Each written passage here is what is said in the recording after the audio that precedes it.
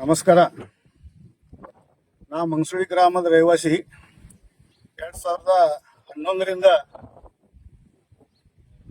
ಐನಾಪುರ್ ಯಾತ್ ನೀರಾವರಿ ಅಂತೇಳಿ ಮಂಗಸುಳಿ ಗ್ರಾಮದಿಂದ ಹಾದು ಹೋಗಿದೆ.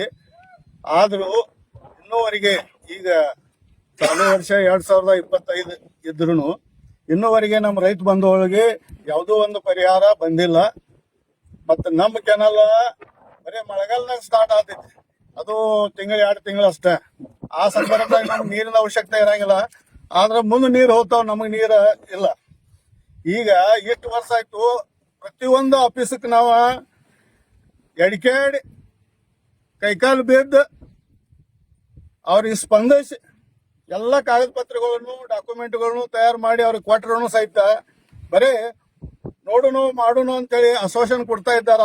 ಯಾರು MLA ಇಲ್ಲ, ಯಾರು MLC ಇಲ್ಲ, ಯಾರು ನಮಗೆ ಸ್ಪಂದಿಸಿಲ್ಲ ಇನ್ನೂವರೆಗೆ. ನಾವು ಎಲ್ಲ ರೈತ ಬಂಧುಗಳು ಕಾಗದ ಪತ್ರ ಇಲ್ಲ ನಾವು ಎಲ್ಲರೂ ಕಾಂಟ್ರಿಬ್ಯೂಷನ್ ಮಾಡಿ ಕಾಗದ ಪತ್ರವನ್ನು ತಯಾರು ಮಾಡಿ ಅವ್ರಿಗೆ ಸಬ್ಮಿಟ್ ಮಾಡಿದ್ದೀವಿ. ಮತ್ತು ಧಾರವಾಡ ಆಯ್ತು, ಚಿಕ್ಕೋಡಿ ಆಯ್ತು, ಅತ್ತನಿ ಆಯ್ತು, ಎಲ್ಲ ಆಫೀಸಿಗೆ ಸಂಬಂಧಪಟ್ಟ ಆಫೀಸಿಗೆ ಭೇಟಿಯಾಗಿ ರಿಕ್ವೆಸ್ಟ್ ಮಾಡ್ಕೊಂಡಾಗ ನೋಡೋಣ ಮಾಡೋಣ ಅಂತೇಳಿ ಅಸೋಷನ್ ಕೊಡ್ತಾ ಇದ್ದಾರೆ. ಮೊನ್ನೆ ಅಧಿವೇಶನದಾಗ ಸಹಿತ ಅವರ MG ಮೋಳಿ ಅವರು ಈ ವಿಷಯವನ್ನು ವಿಧಾನ ಪರಿಷತ್ನಾಗ ಪ್ರಸ್ತಾವನೆ ಮಾಡಿದಾಗ